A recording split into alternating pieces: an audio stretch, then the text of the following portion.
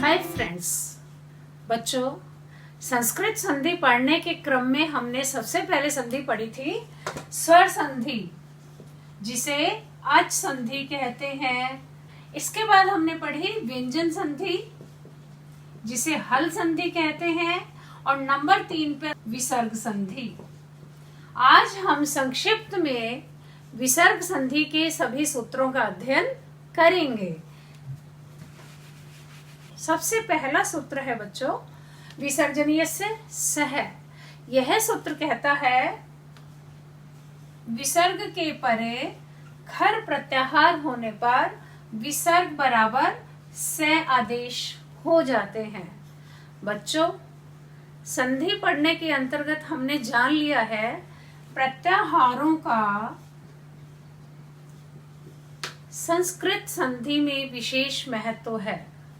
इसलिए हमें 14 माहेश्वर सूत्रों से बने प्रत्याहारों का स्मरण करना है। तो खर प्रत्याहार का क्या अभिप्राय है बच्चों? खर प्रत्याहार में प्रत्येक वर्ग का पहला दूसरा तीनों सकार आते हैं। तो सबसे पहले विसर्ग के परे प्रत्येक वर्ग का पहला दूसरा तथा तीनों सकार होने पर विसर्ग बराबर से आदेश हो जाते हैं। जैसे वृक्ष है धन छादयति।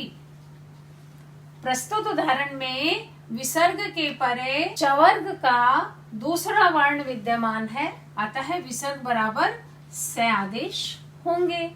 स्थिति बनती है बच्चों वृक्षस धन छादयति। बच्चों, अब हम हल संधि का एक सूत्र पढ़ चुके हैं, स्तोहो श्चूना श्चुहो। इस सूत्र से सकार के परे चवर्ग होने पर सकार बराबर शकार आदेश हो जाते हैं। तो ये तो हमारा उदाहरण हुआ बच्चों वृक्षस छादयति विसर्जनीय से सह सूत्र का। ठीक है। अब बच्चों एक और विकल्प सूत्र आता है वाशरी।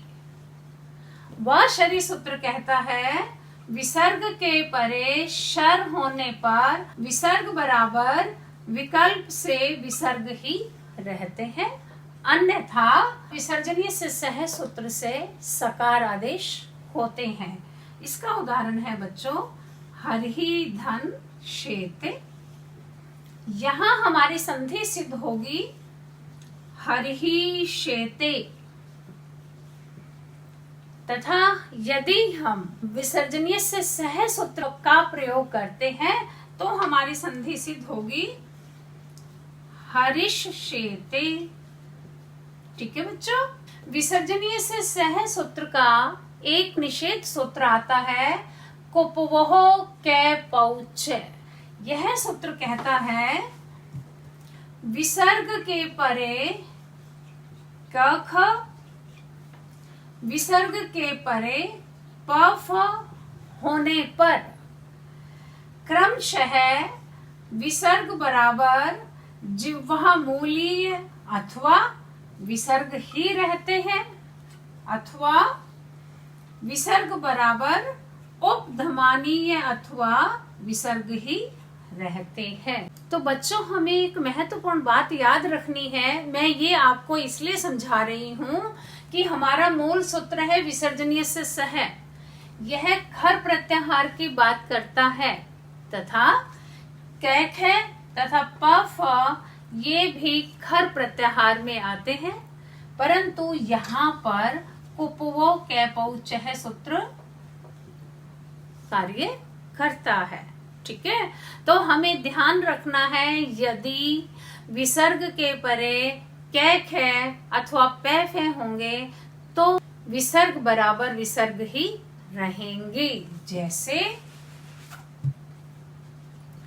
कै खनति कह फलति। तो हमें ये ध्यान रखना है बच्चों। इसी क्रम में सूत्र आता है नमस पुरुषोर गत्यो। यह सूत्र कहता है गति संज्ञक नमस तथा पुरस के परे क ख अथवा प फ होने पर विसर्ग बराबर सकार आदेश हो जाते हैं। जैसे नमस्कार है, नमस्करोति, पुरस्कार है, पुरस्करोति। ठीक है, ये हमें ध्यान रखना है।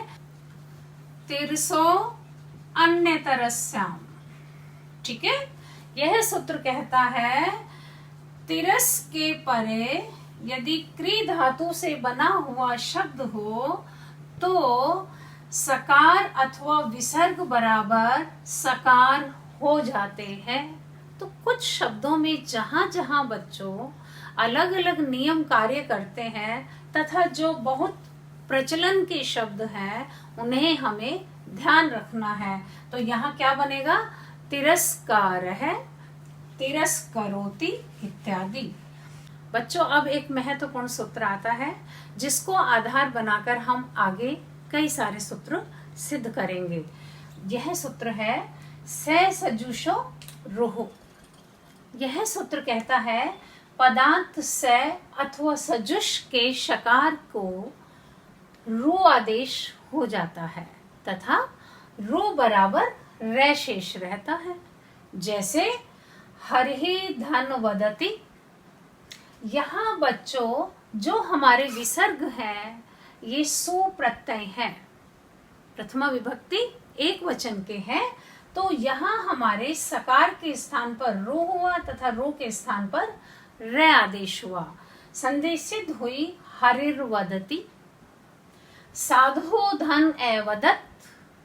यहाँ बनेगा साधुर एवदत तथा संधि सिद्ध हुई साधुरवदत।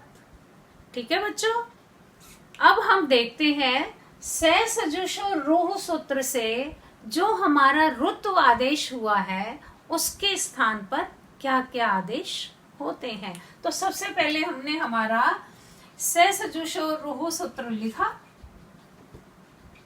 इस सूत्र से पदांत सकार बराबर रू। ठीक है, ये हमारे आदेश हैं। अब इस रू के स्थान पर कहाँ क्या आदेश होगा यह ध्यान करते हैं, यह हम हमारा पुनः स्मरण करते हैं। जैसे हम अतो रो प्लुताद सूत्र देखते हैं। यह सूत्र कहता है ए प्लुत अत के परे रू तथा रू के परे ए प्लुत अत होने पर रू बराबर उ आदेश हो जाते हैं। ठीक है, शिव रू धन अर्च है। यह बनेगा शिवो अर्च है। ए प्लुत अत क्यों कहा? ए प्लुत अत क्यों कहा? ए प्लुत का अर्थ है जो संबोधन नहीं है। ठीक है, जो संबोधन नहीं है। तो संबोधन नहीं है इसका अभिप्राय क्या है?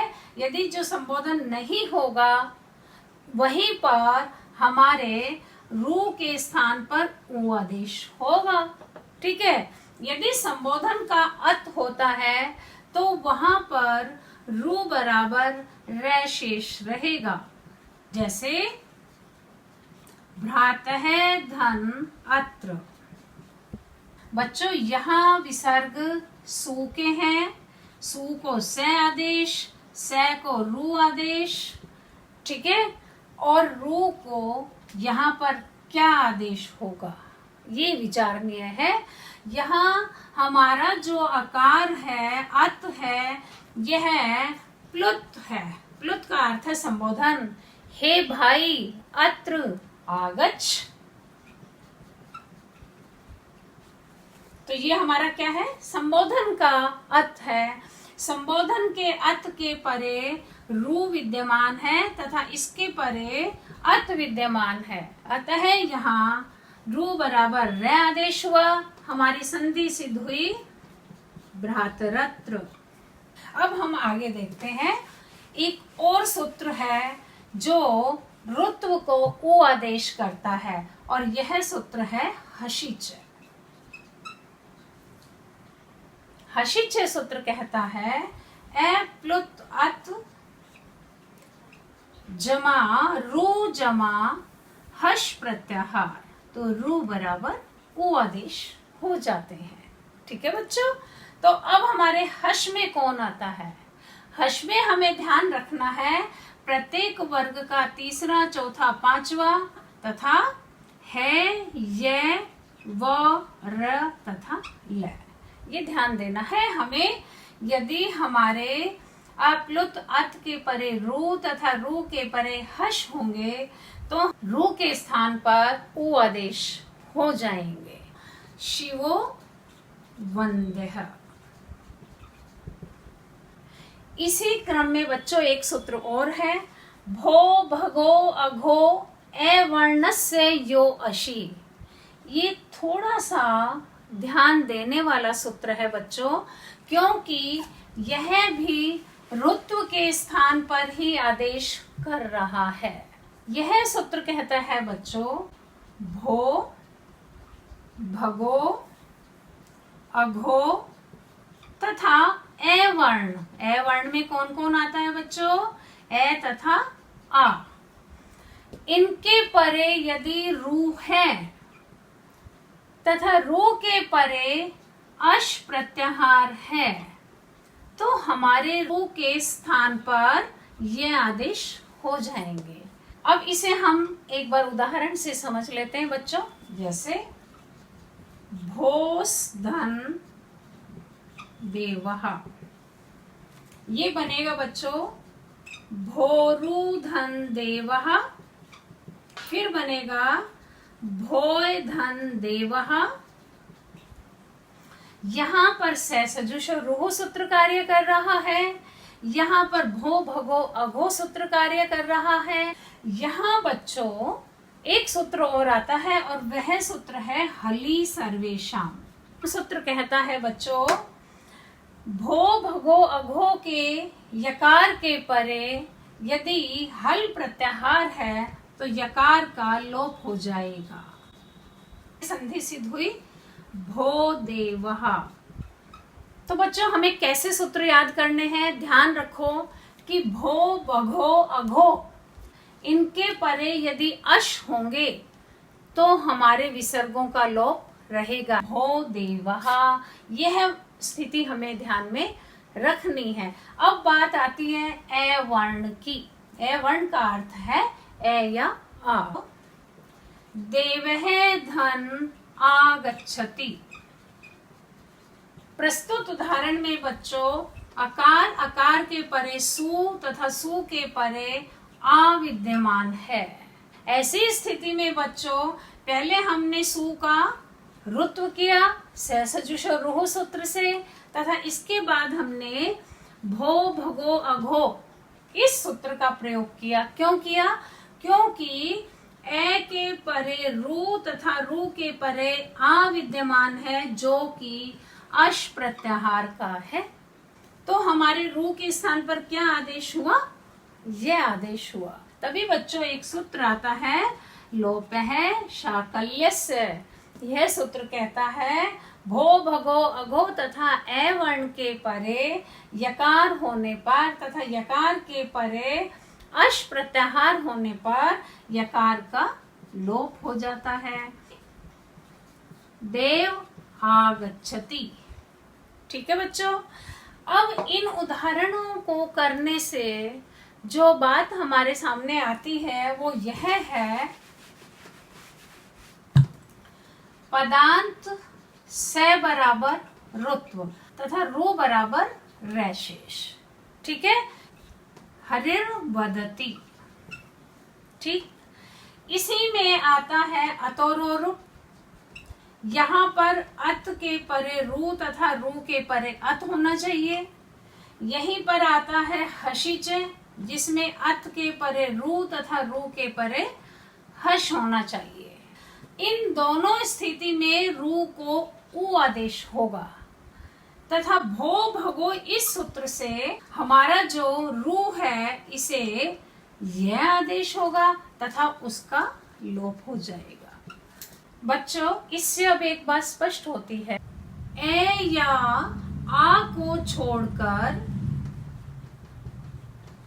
भिन्न स्वर अन्य स्वर के परे रू तथा रू के परे हश प्रत्याहार हो तो रू बराबर रे आदेश हो जाएंगे।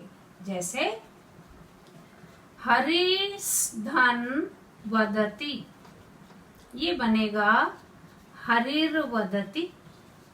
ठीक है। अब बच्चों हमारा सूत्र आता है रो एसुपी। रो एसुपी सूत्र कहता है एहन के परे एसुप होने पर एहन के नकार के स्थान पर रेफ आदेश हो जाते हैं। उदाहरण से समझ लेते हैं बच्चों। जैसे एहन धन गण है। प्रस्तुत उदाहरण में नकार के परे सुप विद्यमान नहीं है, अतः नकार बराबर रेफ आदेश हुआ। संधि कैसी होगी बच्चों? अहर गण है। परंतु इसी सूत्र के साथ में एक और सूत्र आता है जो कि हम अहन शब्द को सिद्ध करने में प्रयोग में लाते हैं। यह सूत्र है अहन। यह सूत्र कहता है अहन शब्द के परे यदि सुप है तो नकार बराबर रू आदेश हो जाएंगे। जैसे अहन धन भ्याम।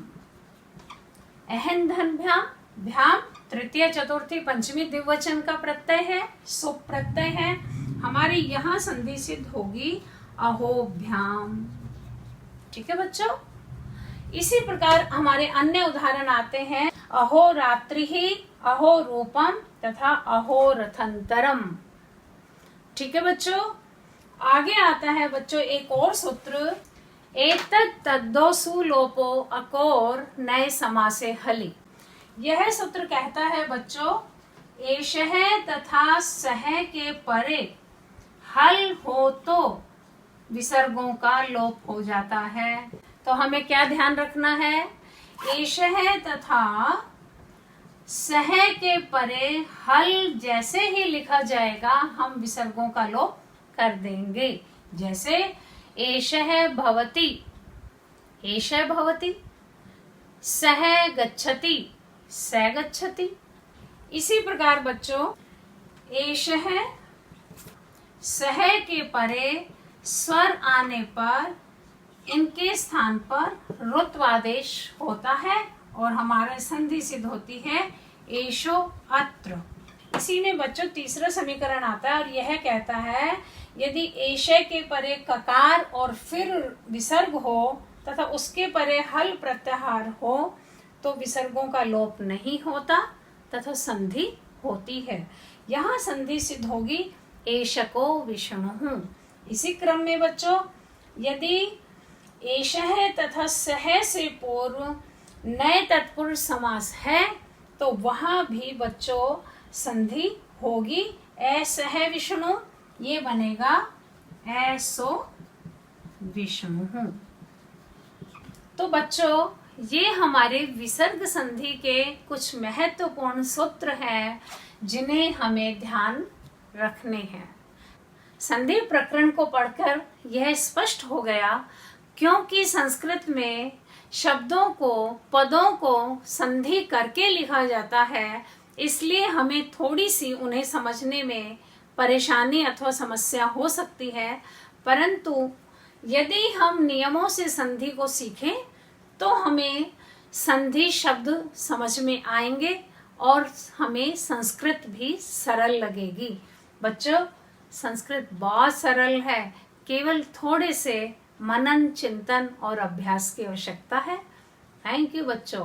नेक्स्ट ट्यूटोरियल में हम इससे आगे का प्रकरण प्रारंभ करेंगे। Thank you.